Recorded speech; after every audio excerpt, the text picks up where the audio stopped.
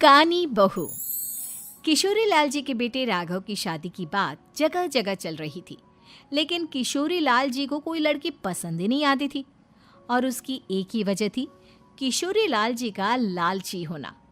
उनको लड़की वालों से मोटा दहेज चाहिए था और इसी चक्कर में एक दिन वो एक बहुत पैसे वाले के घर अपने बेटे का रिश्ता लेकर पहुंचे। उस आदमी का नाम था ओम प्रकाश। देखे किशोरी लाल जी, मेरी एक ही बेटी है और मेरी सारी संपत्ति जायदाद सब कुछ मेरी बेटी नैना का ही है। पापा, नाम से लगता है बहुत खूबसूरत होगी। कितना अच्छा नाम है ना, नैना।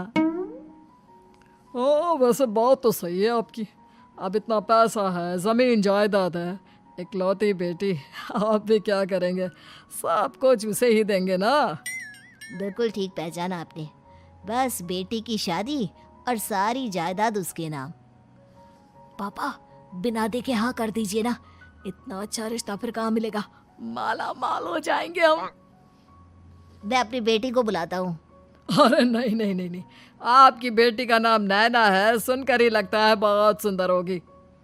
रहने दीजिए अंकल, मैं तो आपकी बेटी के नाम से ही इतना खुश हो गया हूँ कि उसे बिना देखे शादी करने को तैयार हूँ। अब तो मैं उसका चेहरा सीधे शादी के बाद ही देखूंगा। और इस तरह राघव नैना का चेहरा नहीं देखता और उससे शादी कर लेता है।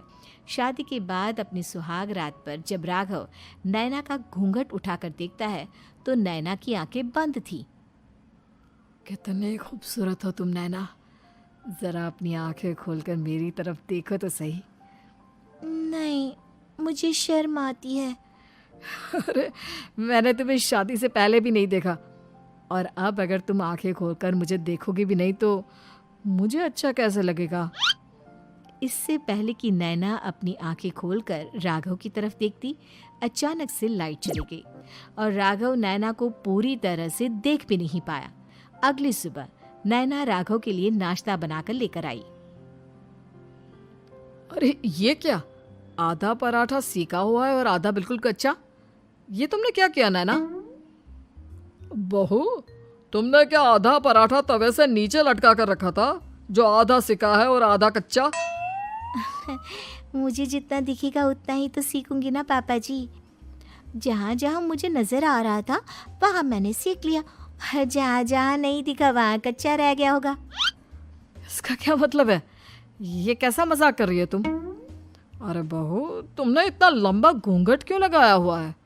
देखो, हमारे घर में बहुओं को बेटी की तरह रखा जाता है, और फिर तुम तो इतना सारा माल लेकर आई हो। देखो, ये घूंघट डालकर रखने की कोई ज़रूरत नहीं है। हाँ नैना, पापा जी ठीक कह रहे हैं, तुम तो आराम से रहो, अपना ही घर समझो। नैना अचानक से अपना घूंघट उठा लेती है। अरे ये क्या पापा, नैना की तो एक आंख फूटी हुई है। नाम से नैना, लेकिन ये तो कानी बहू निकली। मेरे साथ धोखा हुआ है, धोखा।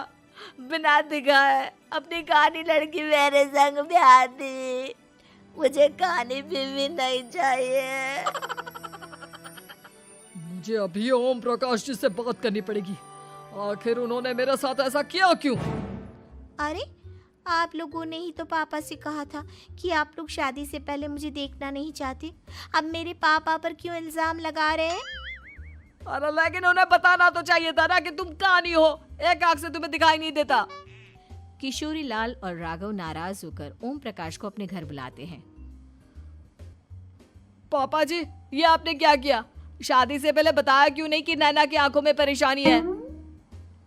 अरे, आप ही ने तो लड़की देखने से मना कर दिया था। अरे लेकिन आप बता तो सकते थे।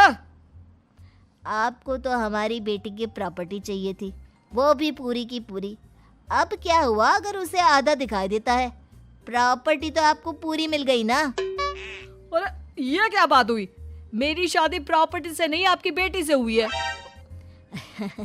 अब ये तो पहले सोचना चाहिए था, तब तो मेरी प्रॉपर्टी देखकर तुम्हारी जुबान लप लपा रही थी। लेकिन मैं कानी लड़की को अपनी बीवी बनाकर नहीं रख सकता। पापा, कुछ करिए ना आप।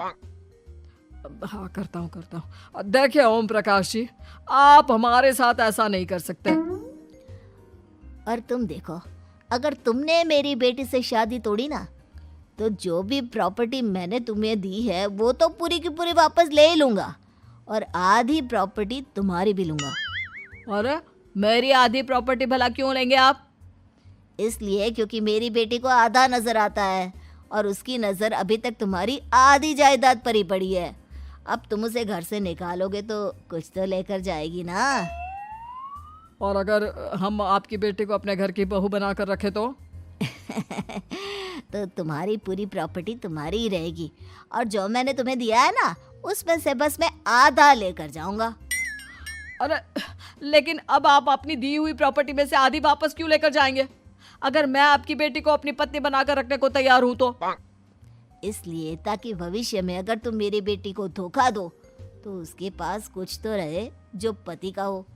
वैसे मेरे पास तो बहुत कुछ है, लेकिन अपने पति की कोई निशानी तो उसके पास होनी चाहिए ना। अब अगर तुमने मेरी बेटी को कानी कहा तो तुम्हें प्रॉपर्टी भी कानी ही मिलेगी, पूरी नहीं। जमाए राजा। किशोरी लाल और राघव समझ चुके थे कि वो बुरी तरह फंस चुके हैं और अब उनके पास वहां से निकलने का कोई चारा नहीं है। अब समझ में आया ना, लालच बुरी बला होती है। एक तो तुम्हें प्रॉपर्टी मिली, ऊपर से बीवी मिली, उसमें तुम्हें नखरे भी दिखाने हैं। आए बड़े, चुपचाप बैठो दोनों। कुछ दिनों के बाद नैना राघव की कार लेकर बाजार घूमने निकलती है और जब कार लेकर वापस आती है, ये क्या? एक तरफ से मेरी गाड़ी पूरी खराब हो चुकी है। लगता है तुमने मेरी गाड़ी को किसी दूसरी गाड़ी के साथ एक्सीडेंट किया है। अरे अरे कितना बड़ा नुकसान कर दिया तुमने बहू। वो क्या है ना पापा जी, मुझे एक आंख से दिखाई नहीं दे रहा था, सामने से गाड़ी आ रही थी। मुझे तो सिर्फ आधा ही दिखाई दिया और वो गाड़ी मेरी कार से रगड़ते हुए निकल गई। अब मैं क्या करूं बताओ? आप इसे ठीक कराने के पैसे कौन देगा? तुम्हारे पापा। तुमने मुझसे इस तरह से बात की? अभी रुको। नैना राघव की शिकायत ओम प्रकाश को कर देती है। देखो राघव, अब जो मेरी आधी प्रॉपर्टी तुम्हारे पास थी ना, उसमें से आधी और मैं लेकर जाऊंगा, क्योंकि तुमने मेरी बेटी को डांटा। अरे नहीं नहीं पापा जी, गलती हो गई, माफ कर दो। गलती की तो कोई गुंजाइश ही नहीं। अगली बार मेरी बेटी को डांटा तो बची हुई आधी में से आधी और ले जाऊंगा। लालच के चक्कर में हम दोनों ने बहुत बड़ी गलती कर दी बेटा। एक तो तुम्हें कानी बहू मिली और ऊपर से जो माल मिला वो भी काना।